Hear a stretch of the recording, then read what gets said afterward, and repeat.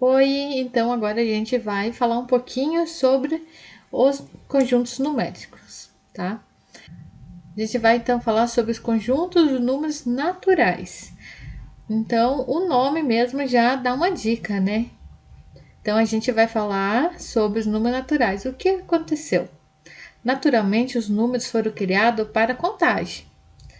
Então, quando você quer contar ou enumerar, ordenar, você utiliza os números naturais. Então, a gente tem aqui o 0, 1, 2, 3, 4, 5. Para indicar o conjunto dos números naturais, a gente usa o N. Aqui a gente tem o N. A gente também pode ver, a gente vai ver muito isso, né? Um N com asterisco. Quando ele tiver com esse asterisco, ele não inclui o número 0. Então, quando a gente coloca o asterisco, a gente exclui o 0. Aqui embaixo a gente pode ver então conjuntos dos números inteiros. O conjunto dos números inteiros, temos a quantidade de números, aumentamos. Os homens tiveram a necessidade de representar valores menores do que zero, por exemplo, temperatura, saldo bancário. Então, eles precisaram descrever em negativos. O conjunto de números inteiros a gente representa com o Z. Então, ele precisou representar números negativos. Então, a gente tem aqui -3, -2, -1. E podemos observar, vale lembrar, né, que os números naturais está contido nos números inteiros quando foi criado. Porque podemos ver que a partir do zero aqui, ele é um conjunto de números naturais. Então, ele está contido, né, os números naturais em si, dentro dos números inteiros. O conjunto dos números inteiros se dá a partir do conjunto dos números naturais, acrescentando os números menores do que zero. Agora aqui a gente tem o conjunto dos números racionais. O que é? É todo número que pode ser escrito de forma de fração, A sobre B, sendo que A pertence aos números inteiros e B pertence aos números inteiros, excluindo zero, né? Diferente de zero. Por que diferente de zero? Um exemplo aqui. A gente tem 2/3. Então, o nosso numerador é 2 e o nosso denominador é 3. Dando uma recordadinha, né?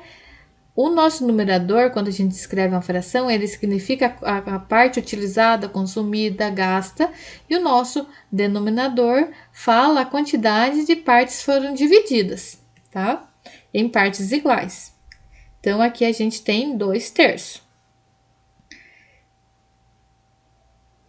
E o número racional é todo número que pode ser escrito na forma fracionária. Então, todo número que dá para descrever na forma fracionária, ele é um número racional.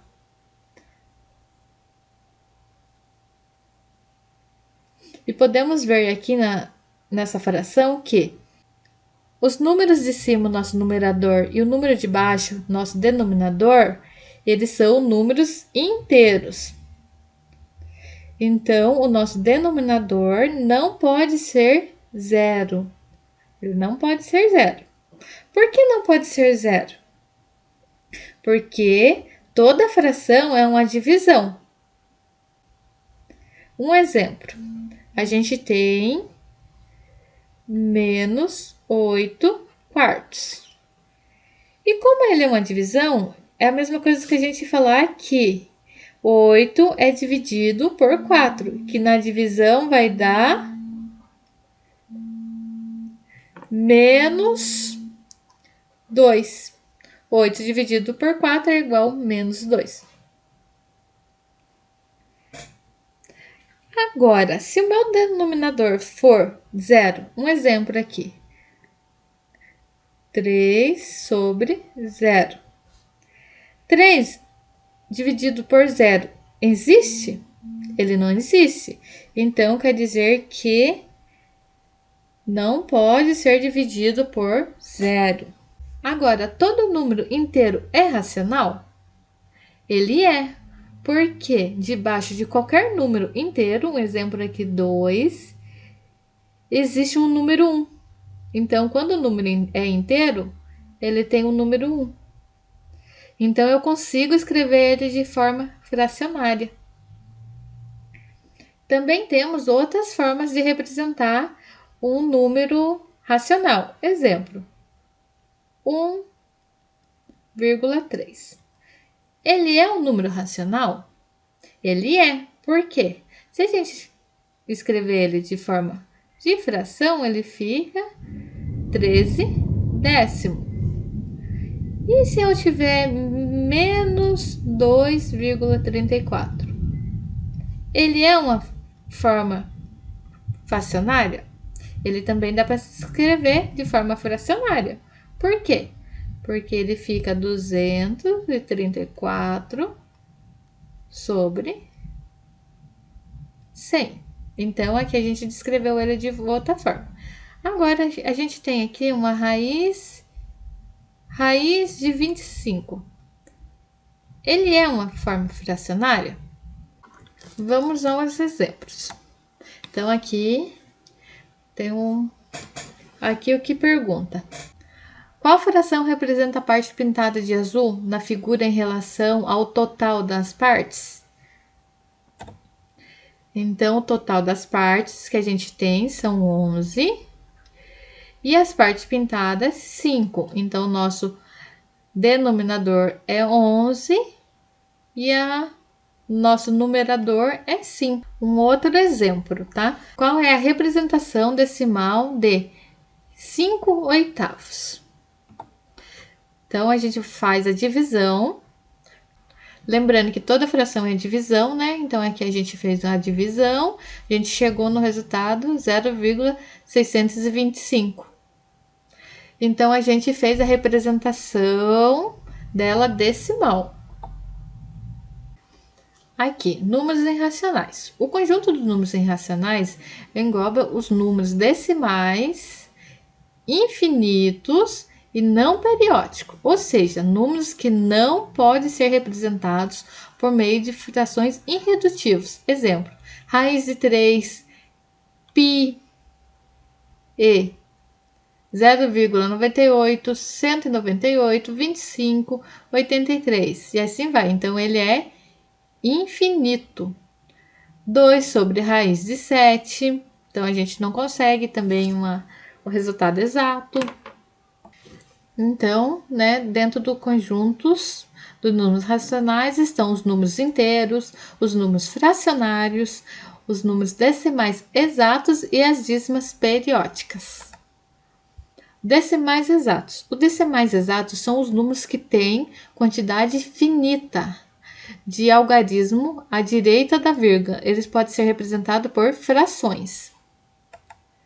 Exemplo 1. Então, a gente tem aqui na questão, ele quer que você faça o quê? Qual é a fração que corresponda a 0,85?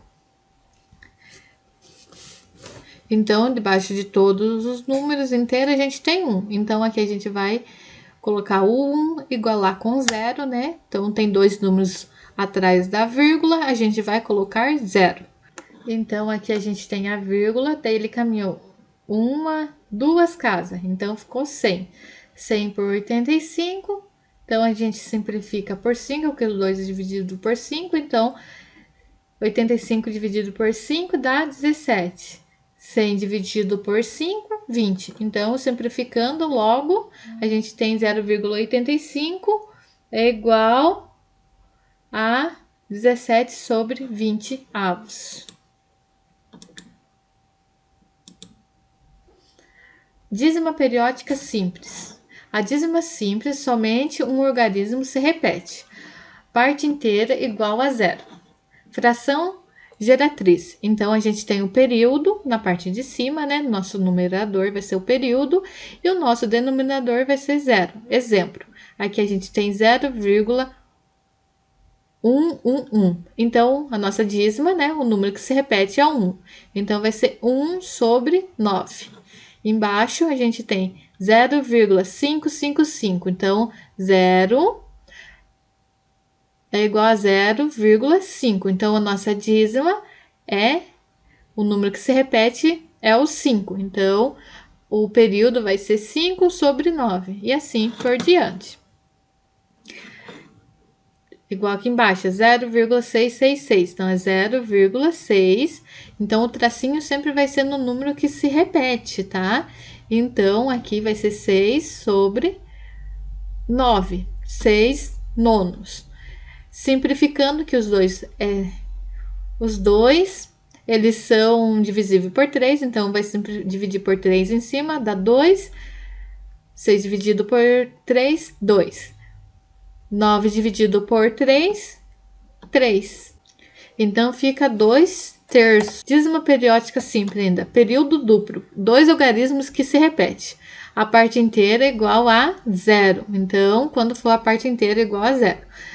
Fração geratriz. Então, o período vai ser em cima e a parte de baixo, o nosso denominador, vai continuar sendo, vai ser 99. Um exemplo, 0,131313. Então, ele vai repetir o 13. Então, vai ficar 13 no nosso numerador e o nosso denominador 99. E tem os outros exemplos, né? Também do 0,47 e 0,25, que a gente pode observar.